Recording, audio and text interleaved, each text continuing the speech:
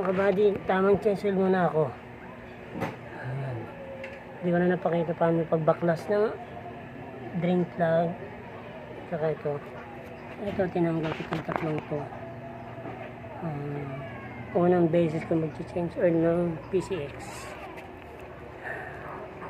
Yan, yung PCX ko.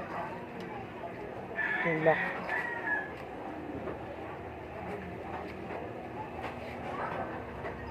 Kanina, nakalimutan ko paano ibalik ito. Kaya nanonood ako ng YouTube, nakalimutan ko paano ayos ng gasket ng screen niya. Kaya linisin ng mabuti. Pero huwag masyadong anin para hindi masira yung ano niya, oil, yung oil ring niya. Ito, dahil unang beses ko lang mag-change oil ng PCX. Hindi naman ito bagong tanggal pa ito, bago pa lang naman. Kaya hindi na natin papalitan. Susunod na ay magpalit. Gumamit ako mutual, hindi ko alam. Hindi kasi alam paano anong langis ang pwede kong ilagay dito. Subok lang ako. Subukan ko lang muna itong mutual.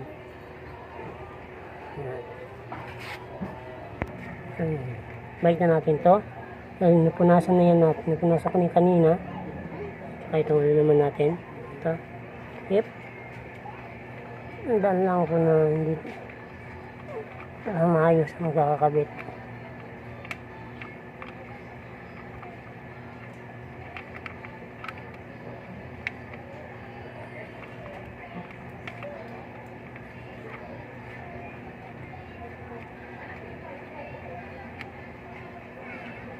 Siyempre, kailangan natin hipitan.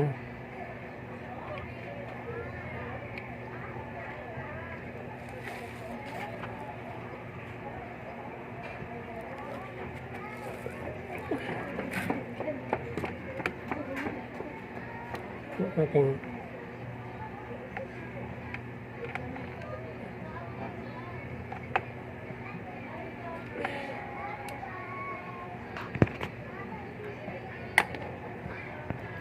Punasan na natin yung lalim para hindi na naman yan.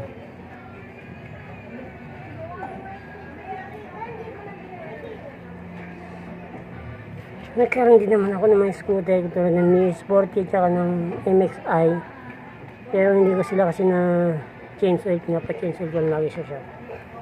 Ngayon, try ko ngayon itong PCX. Ako ang mag-change oil. Balik na natin itong tag niya na maayos.